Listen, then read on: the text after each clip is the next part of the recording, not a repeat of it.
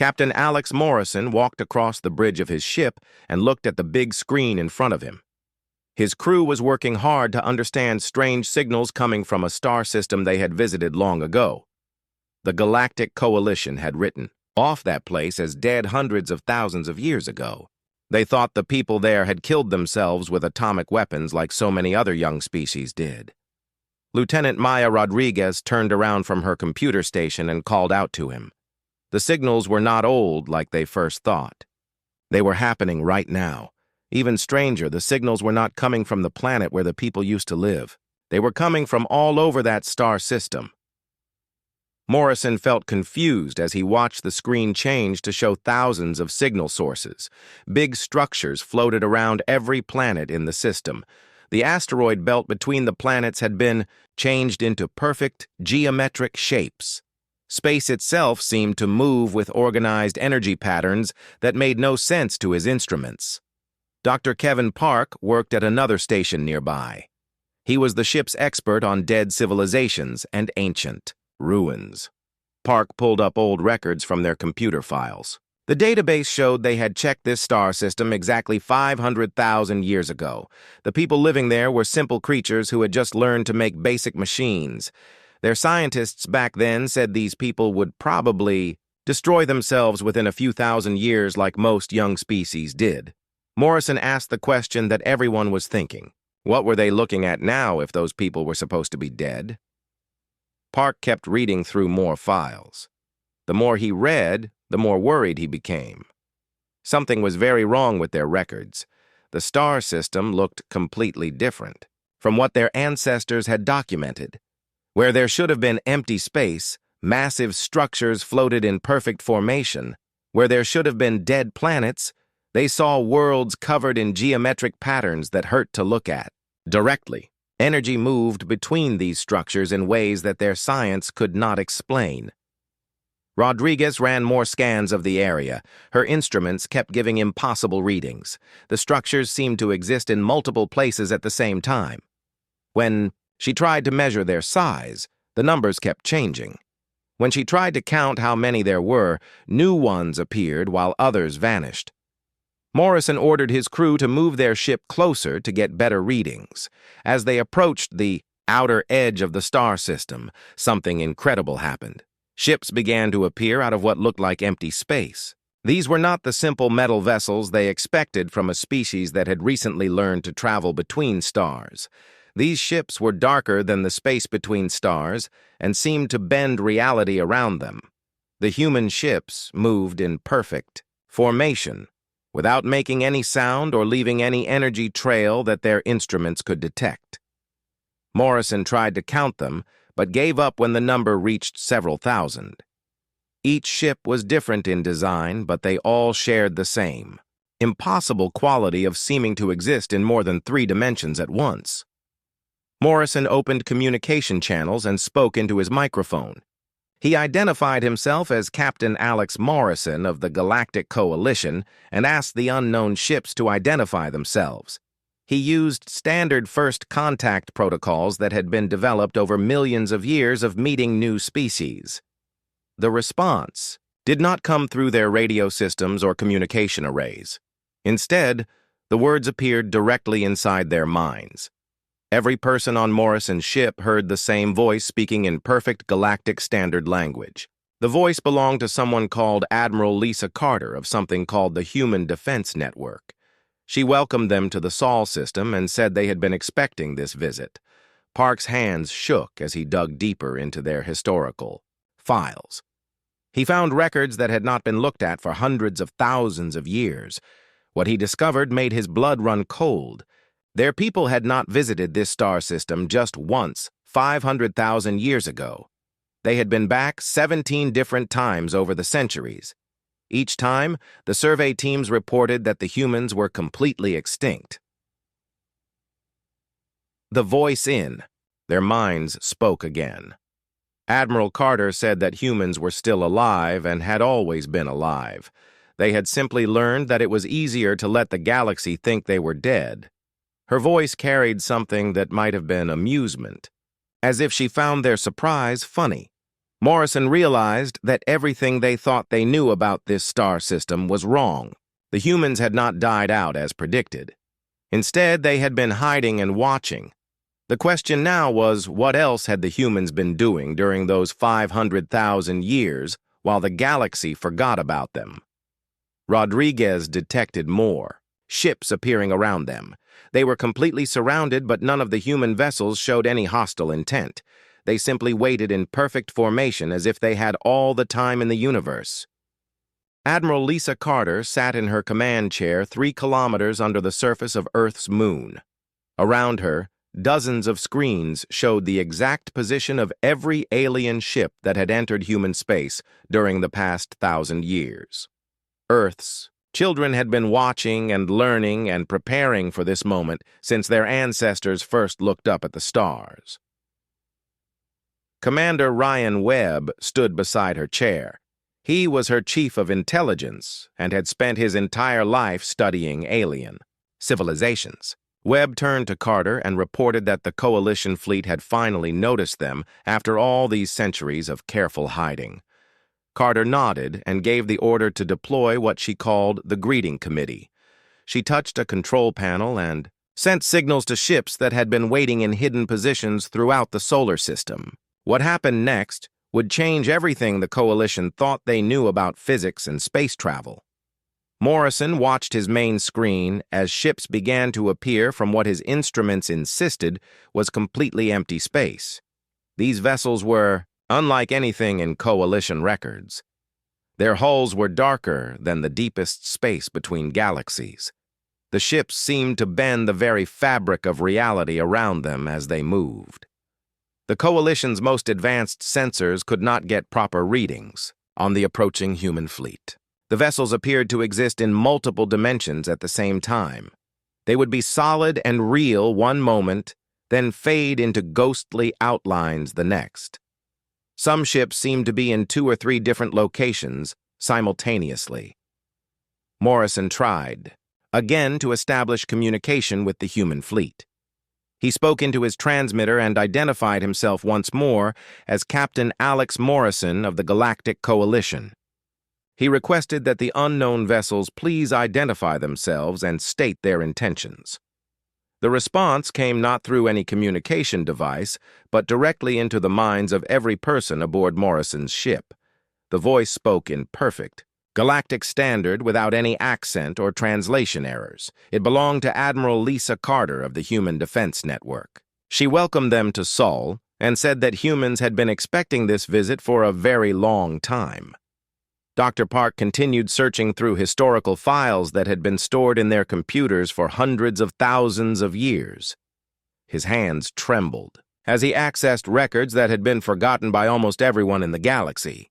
What he found made him question everything he thought he knew about human history. Park called Morrison over to his station and showed him what he had discovered. Their ancestors had not just surveyed the Sol system once 500,000 years ago. Coalition ships had returned to check on the humans 17 different times over the centuries. Each survey team had filed reports stating that the human species was completely extinct. The voice of Admiral Carter spoke in their minds again. She confirmed what Park had discovered in the files. Humans were still very much alive and had been alive during every one of those 17 visits. They had simply learned that it was much easier to let the galaxy believe they were dead. Carter's mental voice carried a tone that sounded almost amused. She explained that humans had quickly realized that the galaxy was not a safe place for young civilizations. Species that showed too much promise too quickly often found themselves conquered or destroyed by older races, so humans had chosen a different path. Webb's voice joined Carter's in their minds. He introduced himself as Commander Ryan Webb and explained that he would be escorting some of their people on a tour of human facilities. The Coalition delegation would see for themselves what humanity had accomplished during their supposed extinction. Morrison felt a chill run down his spine as he began to understand what they were dealing with. The humans had not just survived, The past 500,000 years. They had been actively deceiving the entire galaxy during that time. Every survey, every scientific expedition, every attempt to catalog the Sol system had been manipulated by human intelligence. Rodriguez ran continuous scans of the human ships surrounding them, but her instruments could not make sense of what they detected. The vessels seemed to phase in and out of normal space-time. Energy readings fluctuated wildly. Mass measurements changed from moment to moment. It was as if the ships existed according to completely different laws of physics. Carter's voice returned to their minds with what sounded like an invitation.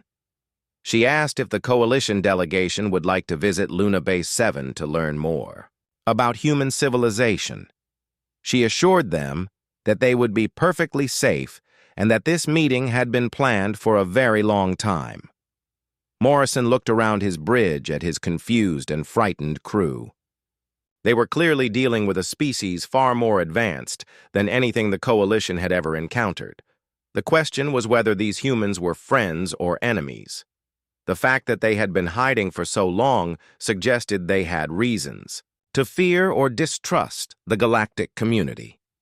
Park continued reading through old survey reports. Each one described finding clear evidence that humans had destroyed themselves in nuclear war. Radioactive craters, ruined cities, no signs of life anywhere on the planet. But now it was obvious that all of that evidence had been carefully manufactured to support the lie of human extinction. Webb's mental voice provided coordinates for Luna Base 7 and assured them that shuttle bay doors would be opened for their arrival. Morrison realized he had no choice but to accept the invitation. His ship was completely surrounded by vessels that clearly possessed technology far beyond anything the Coalition could match. The truth was becoming clear even though Morrison did not want to accept it. For 500,000 years, the galaxy had believed humans were extinct. During that entire time, humans had been watching, learning, and growing in power while remaining completely hidden from galactic society. Commander Ryan Webb walked alongside the Coalition delegation through the corridors of Luna Base 7. The facility was one of thousands that humans had built while the galaxy forgot about them. Every wall displayed historical records that made Dr. Park question everything he had learned about galactic history. Webb stopped in front of the first display and began explaining what the Coalition representatives were seeing. The hologram showed primitive humans hiding in caves and forests, while triangular alien ships flew overhead. This was humanity's first contact with galactic civilization during what humans called their Bronze Age. The aliens in the display were clearly Coalition vessels from ancient times. They had surveyed Earth and dismissed the primitive humans as completely irrelevant to galactic affairs. The survey teams had filed their reports and moved on to more interesting worlds without giving humans a second thought. Webb moved to the next display, which showed medieval humans watching Coalition ships from hidden observatories built into mountain peaks and deep valleys. By this time, humans had learned to track alien movements across their solar system. They studied every ship design and recorded every transmission. Park stared at the medieval humans in the hologram. They were using optical instruments far more advanced than anything that should have existed during that time period. These people had clearly been developing technology in secret while maintaining the appearance of a primitive civilization. The third display showed Renaissance-era humans sending their first signals into space. But these were not the random radio transmissions that Coalition records described. The signals were carefully designed to look like natural stellar phenomena. Humans were already learning to deceive alien sensors. Webb explained that by the time of the Coalition's third visit to Earth, humans had learned to intercept alien communications and decode their languages. They understood Coalition technology better than most Coalition engineers did. But they made sure that visiting aliens never saw any evidence of this advanced knowledge. Morrison felt sick as he realized the implications of what he was seeing. Every historical record the Coalition possessed about human development was completely false. Humans had been feeding false information to alien visitors for thousands of years. The fourth display showed what appeared to be coalition survey teams, examining ruins of human civilization. Dr. Park recognized the scene from historical records he had studied. This was supposed to be proof that humans had destroyed themselves in nuclear war, but now he could see the truth behind the deception. The ruins were completely fake. They had been carefully constructed to tell the story that alien visitors expected to find. In the background of the hologram, barely visible unless someone knew what to look for, human observers were recording every detail of the alien survey mission. Webb pointed out details that coalition scientists had missed during their original survey. Radiation signatures that were too perfect to be natural. Blast patterns that followed mathematical formulas rather than the chaos of real explosions. Building materials that were actually more advanced than anything humans were supposed to possess. Park whispered that humans had been studying the coalition for all these centuries. Webb corrected him gently. Humans had been studying everyone. Every species in the galaxy had been observed and analyzed by human intelligence networks that had remained completely invisible. The next display showed modern coalition ships visiting the Sol system during recent centuries. Each time, the survey teams found exactly what they expected to find. Dead worlds, radioactive wastelands, no signs of life anywhere. But the hologram revealed hidden human installations watching every move the aliens made. Morrison asked the question that terrified him the most. He wanted to know how many other species humans had been observing in secret. The answer came not from Webb, but from Admiral Carter's voice speaking directly into their minds. Carter said that humans had observed. All of them. Every member of the coalition, every species they had encountered, every civilization they had cataloged over the past 500,000 years. Humans had been there, watching and learning and taking detailed notes about everything. Webb led them to a massive display that showed the entire galaxy. Thousands of star systems were marked with human observation posts. Trade routes were monitored. Military movements were tracked. Diplomatic communications were intercepted and decoded. The scope of human intelligence gathering was beyond anything the coalition had imagined possible. Park asked how this level of surveillance was possible without anyone noticing. Webb explained that humans had learned very early that most species only see what they expect to see. By carefully managing expectations, humans could remain invisible even while operating massive intelligence networks. The final display in the corridor showed human technology advancing at an incredible rate, while alien visitors continued to find evidence of extinct civilization. Humans had developed faster than light travel, while coalition records showed them struggling with basic metallurgy. They had built interstellar ships while aliens found only Stone Age artifacts. Morrison realized that everything the coalition thought they knew about technological development was wrong.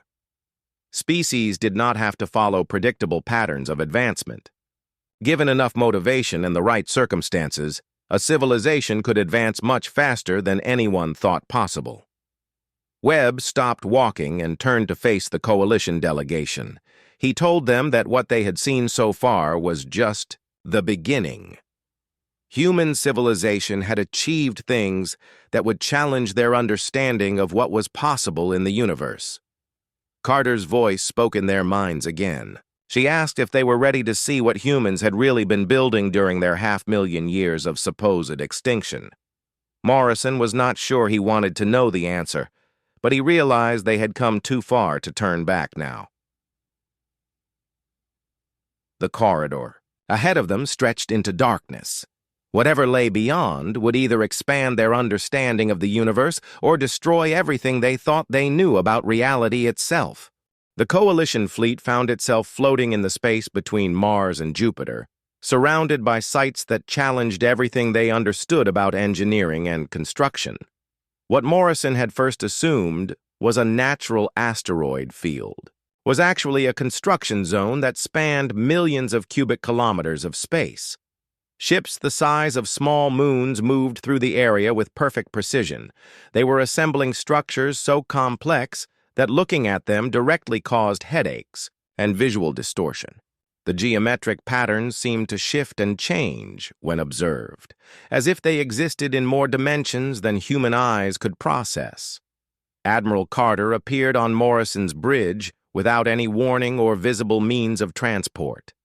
One moment, the space beside him was empty. The next moment, she was standing there as if she had always been present. The Coalition crew had seen teleportation technology before, but this was completely different from anything in their experience. Lieutenant Rodriguez immediately ran sensor scans on the Admiral, but the readings made no scientific sense. Carter was definitely standing on their bridge, but part of her seemed to still be wherever she had come from. The sensors detected her existing in multiple locations simultaneously. Carter noticed their confusion and explained that she was using something called dimensional anchoring. This technology allowed her to maintain a presence across multiple realities at the same time. She mentioned casually that humans had developed this ability around the time the Coalition was first discovering how to make fire. Through the viewports of Morrison's ship, they could watch human engineering projects that defied belief. Entire planets were being taken apart atom by atom and rebuilt as perfect geometric forms.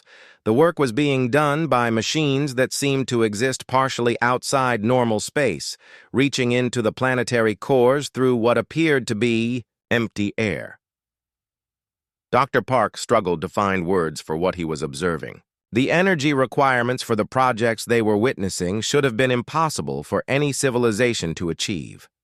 Moving planets required more power than most species could generate in centuries of effort. Carter smiled at Park's confusion and explained that energy requirements were only impossible if someone thought in 3 dimensions. Reality contained many more dimensions than Coalition science had discovered, and humans had learned to use them all. What looked impossible in 3-dimensional space became simple when working across multiple dimensional planes. Commander Webb appeared on the bridge beside Carter with the same impossible transportation method. His presence also registered as being in multiple locations at once. Webb asked if the Coalition delegation would like to see human ships more closely. What Morrison had been thinking of as individual vessels were revealed to be parts of something much larger and more complex. The human fleet was not simply traveling through space. The ships were space itself, twisted and shaped into forms that could think and act independently. Rodriguez tried to scan one of the nearby human ships, but her instruments could not determine where the ship ended and normal space began. The vessel seemed to contain more internal volume than the entire solar system they were currently occupying. When she attempted to measure its mass, the readings kept changing in ways that violated basic physics. Webb explained that each human ship was essentially a folded universe containing environments and resources from multiple dimensional planes. They had built these vessels while Coalition species were still learning to harness fusion power. The construction techniques involved manipulating the fundamental structure of reality itself. Carter gestured toward a massive structure that was taking shape near Jupiter. The planet itself was being converted into some kind of cosmic machine with rings and geometric patterns that extended far into space. The work was being done by automated systems that moved faster than any biological crew could survive. Morrison asked how long humans had been building projects on this scale. Carter told him that the major construction phase had begun about 200,000 years ago, shortly after humans had mastered dimensional manipulation technology. Everything they were seeing now was considered relatively new by human standards.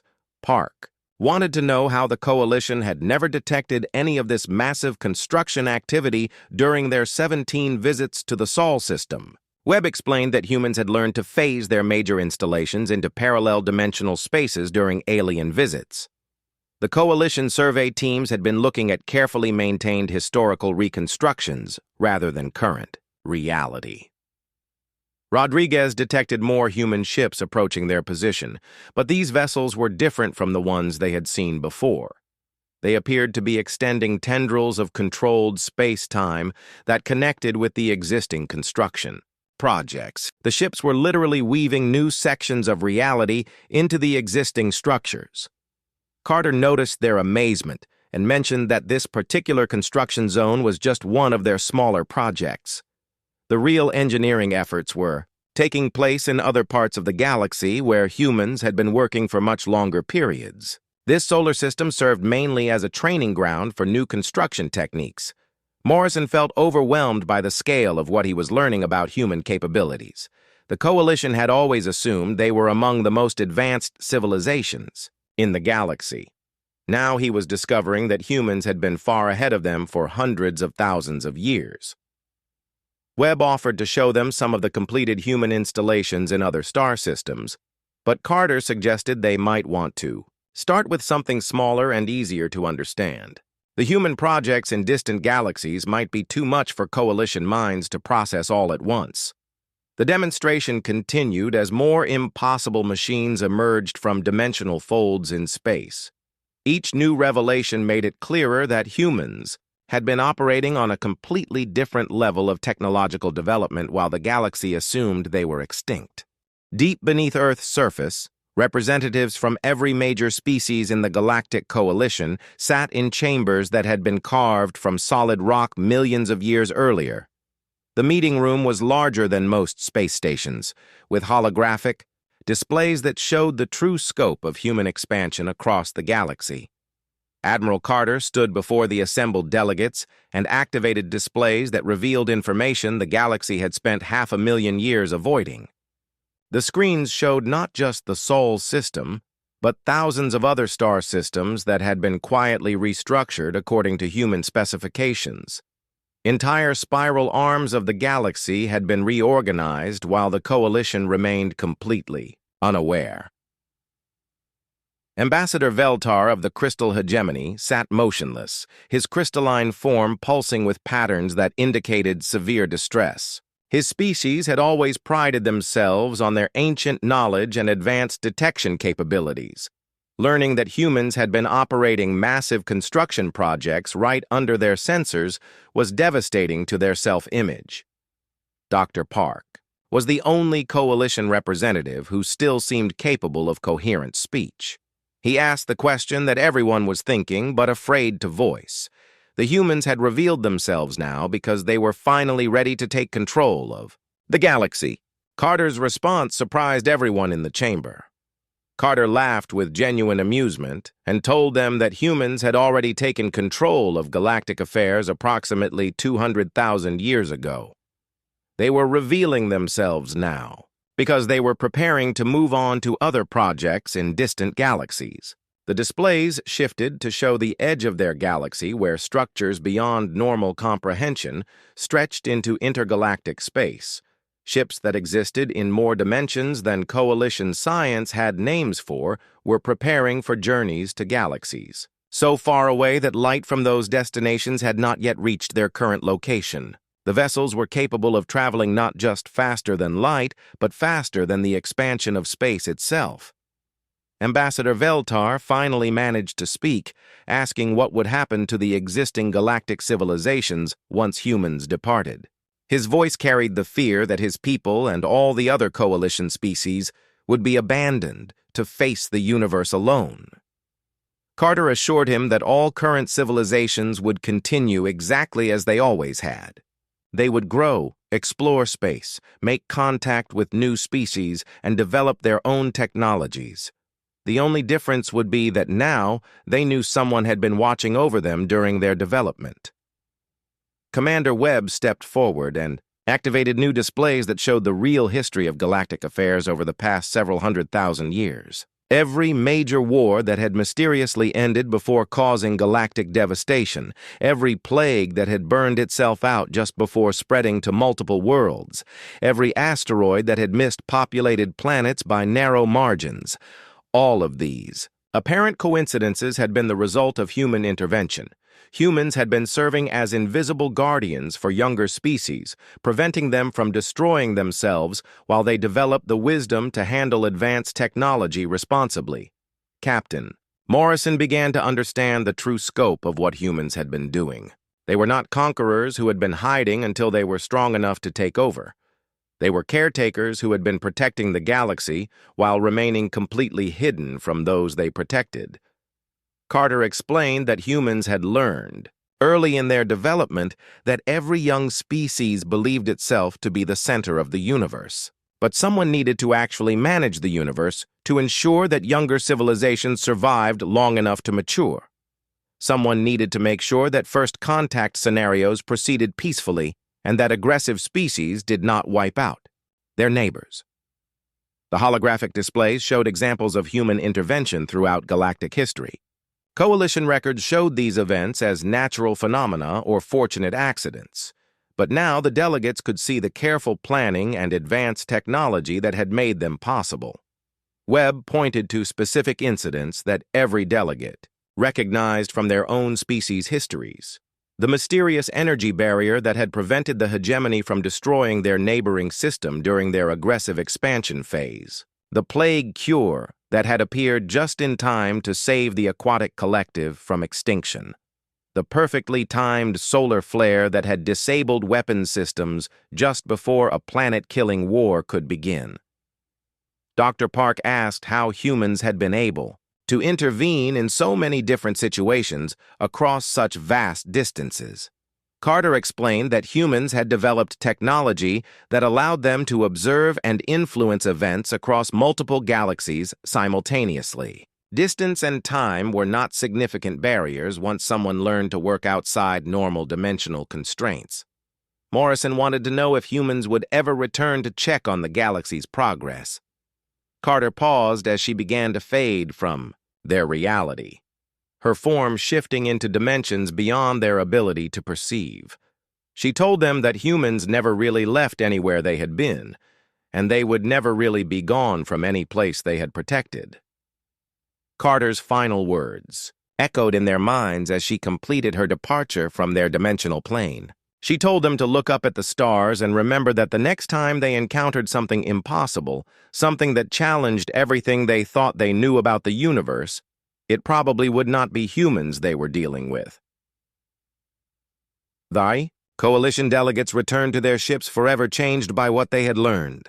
They carried the knowledge that for 500,000 years they had shared the galaxy with beings so advanced that human supremacy was not a conquest to be feared, but a simple fact that had been too obvious for anyone to mention. Years later, archaeologists, examining the fake ruins humans had used to deceive earlier surveys, found a single message carved in stone. The text was written in languages that would not be developed for thousands of years after the carving was made. The message read simply, that humans had been there first and would be there last, and everything in between was just details. Admiral Carter led the coalition delegation through tunnels that stretched deep into Earth's core, revealing a network of facilities that had been built over hundreds of thousands of years. The passages were lined with materials that seemed to absorb light while somehow remaining perfectly visible. Every surface displayed information about galactic civilizations that the Coalition had never shared with anyone. Dr. Park stopped at a wall display that showed detailed maps of his own homeworld. The images revealed industrial complexes, population, centers, and military installations with accuracy that surpassed his government's own intelligence reports. When he looked closer, he realized the display was updating in real time, showing current conditions on his planet from thousands of light years away. Commander Webb explained that humans had established observation networks throughout the galaxy shortly after achieving faster-than-light travel. Every inhabited world was monitored constantly through methods that remained completely undetectable to the species being observed. The data collected over centuries had allowed humans to understand galactic civilizations better than they understood themselves. Morrison examined displays showing his own home system and felt disturbed by the level of detail available. Human observers had mapped every asteroid, cataloged every ship, and recorded every communication transmission in Coalition space. They knew about military exercises before they began, diplomatic negotiations before they were announced, and scientific discoveries before they were published. The tunnels opened into a vast chamber that contained what Webb called the Central Intelligence Archive. Holographic projections filled the space with constantly updating information about every known species in the galaxy. Cultural patterns, technological capabilities, political structures, and individual psychological profiles were all maintained in real time by human surveillance systems. Carter gestured toward a section dedicated to the crystal hegemony and asked Ambassador Veltar if he would like to see what humans had learned about his people. The displays showed hegemony society from perspectives that no outsider should have been able to achieve. Internal political conflicts, secret technological projects, and hidden historical records were all documented with perfect accuracy. Veltar's crystalline structure flickered with patterns indicating shock and violation. His people had always believed their telepathic abilities made them immune to outside observation.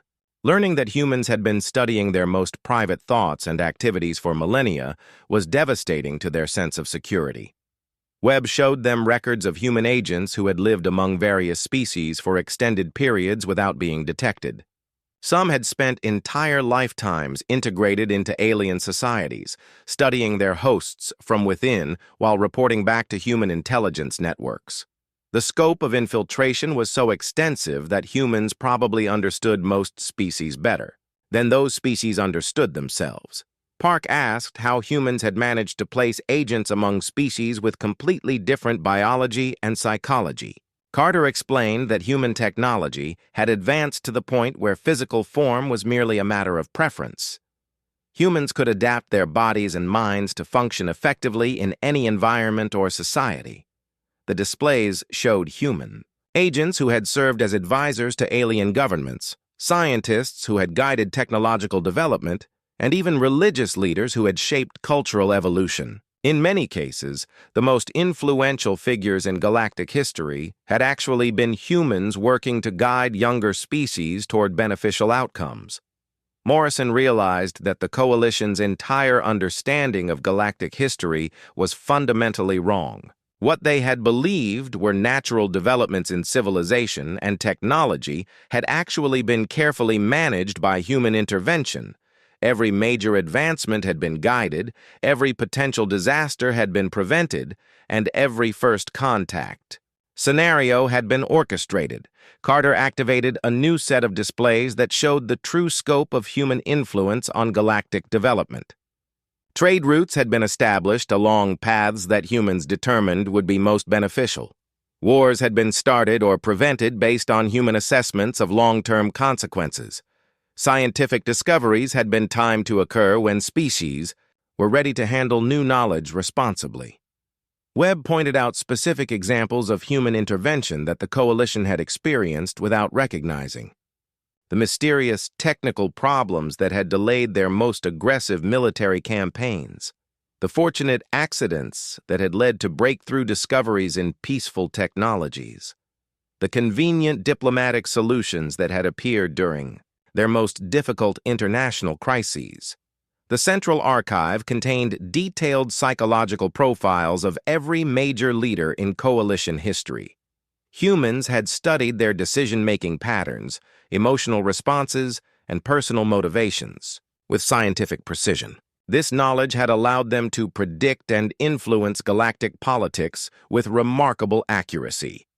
Veltar asked why humans had chosen to manipulate galactic affairs instead of simply revealing themselves and taking direct control.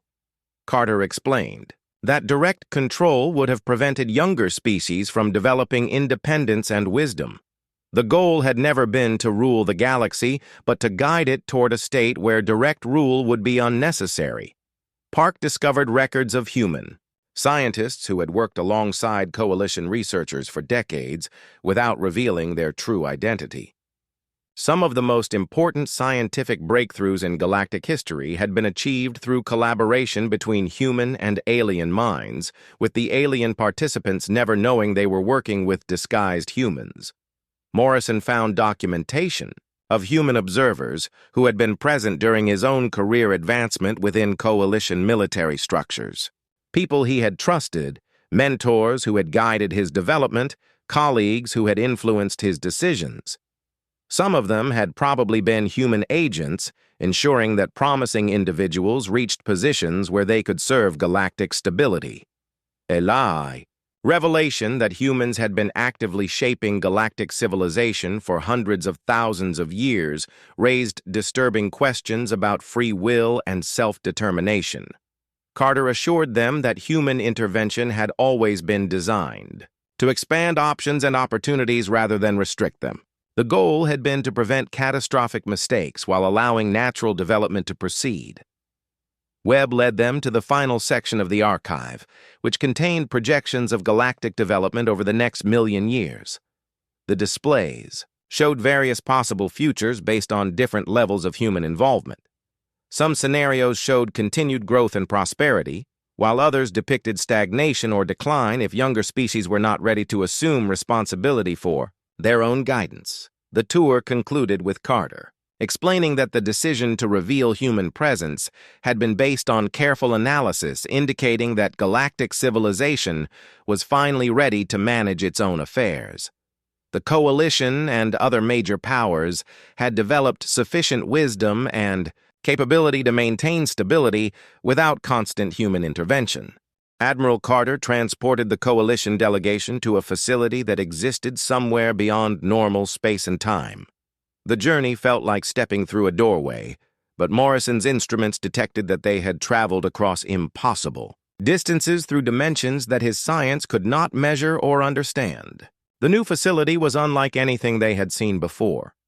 Vast windows looked out into a view that showed multiple galaxies arranged in geometric patterns that suggested intelligent design on a cosmic scale. Stars moved in formations that created complex mathematical relationships across billions of light-years of space. Dr. Park stared through the windows and realized that what he was seeing should not have been possible. The galaxies were too far apart for any signal or influence to travel between them, yet they were clearly moving in coordinated patterns. The implications challenged everything he understood about the scale and nature of the universe. Commander Webb explained that they were currently located in what humans called an observation nexus, a facility that existed partially outside normal space-time to allow monitoring of multiple galactic clusters simultaneously. From this location, humans could observe and influence events across vast regions of the universe without being limited by the speed of light or other physical constraints. Carter activated displays that showed the true scope of human expansion beyond their home galaxy. Thousands of other galaxies contained human installations, construction projects, and observation networks. The Milky Way galaxy that contained Earth and the Coalition worlds was just one small part of a vast human presence that spanned significant portions of the visible universe. Morrison asked how long humans had been operating on such an enormous scale. Carter told him that major intergalactic expansion had begun approximately 100,000 years ago, around the time humans had achieved complete mastery over dimensional manipulation technology. What the Coalition considered ancient history was relatively recent by human standards. The displays showed other galaxies where human activities were much more visible than in the Milky Way. Entire galactic cores had been restructured into massive computational networks. Star systems had been arranged into patterns that served as cosmic-scale machinery for purposes that Webb admitted would be difficult for Coalition minds to comprehend. Veltar's crystalline form pulsed with patterns indicating complete bewilderment. His species had always believed that their galaxy represented the pinnacle of cosmic development. Learning that humans had been operating on intergalactic scales for longer than most civilizations had existed was overwhelming to his worldview. Carter showed them records of other species in distant galaxies that had achieved levels of advancement similar to what humans had reached. The universe contained numerous civilizations capable of manipulating reality on cosmic scales, and humans had been establishing diplomatic relationships with these entities for thousands of years. Park realized that the Coalition's understanding of their place in the universe was completely wrong. They had assumed that the most advanced civilizations in their galaxy represented the highest level of development possible. In reality, they were barely beginning to approach the level where they might be noticed by truly advanced species. Webb displayed images of cosmic engineering projects that dwarfed anything humans had built in the Milky Way galaxy. Structures that spanned entire galactic superclusters, networks of artificially created dimensions that connected distant regions of space, and machines that operated by manipulating the fundamental forces that held the universe together. Morrison asked if humans were the most advanced species operating on these cosmic scales. Carter explained that advancement was difficult to measure when dealing with civilizations that could modify the basic laws of physics. Different species had chosen different approaches to cosmic scale development, and humans represented just one path among many.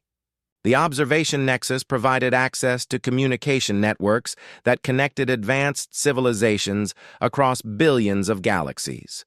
Carter demonstrated by establishing contact with entities so alien that their thought patterns could only be translated through multiple layers of dimensional interface technology. These cosmic-level beings spoke to the Coalition delegation through translation systems that converted their communications into concepts that mortal minds could process. The conversations revealed that human expansion into the greater universe had been guided by relationships with species that had been developing for billions of years before Earth even formed. Veltar asked what role the Coalition and other galactic civilizations would play in this vast cosmic community. The answer came from one of the alien entities rather than from Carter. Young species like those in the Coalition would continue, developing until they were ready to participate in cosmic-scale activities, a process that typically required several million years of careful growth. Park wanted to know if humans would maintain any connection to the Milky Way galaxy during their expansion into cosmic affairs. Carter explained that humans would always maintain some presence in their birth galaxy, but their primary focus would shift to larger projects that required their attention and capabilities. Webb showed them glimpses of the cosmic projects that humans would be working on in the coming eons. These included efforts to prevent the heat death of the universe, experiments in creating new forms of reality, and collaborative projects with other advanced species to explore possibilities beyond the current cosmic structure. Morrison began to understand that human revelation to the Coalition represented not just the end of one phase of galactic history, but the beginning of a transition toward cosmic-scale civilization. The galaxy would eventually produce other species, capable of participating in these larger activities, but that development would require millions of years of continued growth. The tour of the observation nexus concluded with Carter explaining that humans had chosen to reveal themselves to the Coalition because galactic civilization had reached a level of stability that would allow it to continue developing without constant guidance. The next phase of development would need to occur naturally, without external intervention, to produce the kind of wisdom required for cosmic-scale responsibilities. As they prepared to return to normal space, the Coalition delegates realized that their understanding of reality had been permanently altered. They had learned that the universe was vastly more complex and populated than they had ever imagined, and that their own civilization represented just the earliest stages of a developmental process that could continue for billions of years. The Coalition delegation returned to their ships carrying knowledge that would forever change how their species understood their place in the universe. Captain Morrison stood on his bridge looking out at human vessels that were preparing for departure to regions of space so distant that they existed beyond the edge of the observable universe. Admiral Carter's voice spoke one final time in their minds, explaining that the formal transition of galactic oversight from humans to the natural development of younger species would begin immediately. Human installations throughout the galaxy would gradually phase into dormant modes, remaining available for emergencies but no longer actively managing galactic affairs. Dr. Park spent his time reviewing the massive amount of data that humans had provided about galactic civilizations. The information would revolutionize Coalition understanding of history, technology, and diplomacy. More importantly, it would provide guidance for managing the challenges that lay ahead during the transition. Period. Commander Webb appeared on Morrison's bridge one last time to deliver what he called graduation instructions. The Coalition and other major galactic powers would need to establish new institutions for managing interspecies relations, preventing conflicts, and guiding the development of younger civilizations that would emerge in the future. The human ships began their departure in a display that challenged everything the Coalition understood about space travel. Rather than accelerating away from the galaxy, the vessels simply faded from normal space as they shifted into dimensional configurations that allowed faster than infinity travel toward their cosmic destinations. Ambassador Veltar transmitted messages to his government describing what the crystal hegemony had learned during their visit to human facilities. His people would need to completely revise their understanding of galactic politics and their own role in the larger cosmic community. The psychological adjustment would be difficult for a species that had prided itself on ancient wisdom. Morrison received communications from Coalition headquarters requesting detailed reports about human capabilities and intentions. The information he provided would influence major policy decisions about how the Coalition should respond to their new responsibilities as inheritors of galactic management duties. Carter's final gift to the galaxy was a comprehensive database containing detailed information about every known threat to galactic stability. This included rogue artificial intelligences, dimensional parasites, cosmic catastrophes, and aggressive species from other galaxies that might attempt expansion into Milky Way space. The database also contained instructions for advanced technologies that younger species could develop when they were ready. Dimensional manipulation, faster-than-light communication, matter conversion, and consciousness transfer were among the capabilities that would become available as galactic civilization matured. Webb's last message explained that humans had established automatic monitoring systems that would activate if galactic civilization faced existential threats beyond their ability to handle. These systems would summon human attention from wherever they might be in the cosmic community, ensuring that their former charges would never face complete extinction. Park realized that human departure did not represent abandonment, but rather graduation to independence. Like parents allowing children to manage their own lives while remaining available for support during major crises, humans would maintain distant oversight while allowing natural development to proceed. The transition period began with the Coalition calling an emergency session of all major galactic powers to discuss the new reality they faced. Representatives from dozens of species gathered to plan how they would manage responsibilities that humans had been handling invisibly for hundreds of thousands of years. Morrison found himself appointed to lead a new institution called the Galactic Stability Council, which would coordinate efforts to maintain peace and guide younger species toward beneficial development. The position required him to use knowledge and technologies that humans had provided while respecting the independence of all galactic civilizations. Veltar's people struggled with the revelation that their telepathic abilities, which they had, considered their greatest advantage, were primitive compared to what humans had achieved. The Crystal Hegemony began research programs aimed at developing communication technologies that could reach cosmic scales like human capabilities. The first major test of the new galactic order came when long-range sensors detected an aggressive species from a nearby galaxy attempting to establish beachhead installations in Milky Way space. The Coalition was forced to coordinate a multi-species defense effort without human guidance, using technologies and strategies they had learned during their brief contact with human civilization. Dr. Park led the scientific analysis of the threat and realized that the attacking species represented exactly the kind of challenge that humans had been quietly preventing for millennia. The defense effort would require cooperation between species that had historically been suspicious of each other, testing whether galactic civilization was truly ready for independence. The successful defense of the galaxy against external threat proved that the coalition and its allies had learned enough from human guidance to handle major challenges independently. Morrison's leadership of the coordinated response demonstrated that younger species could develop the wisdom needed for galactic management when faced with appropriate responsibilities.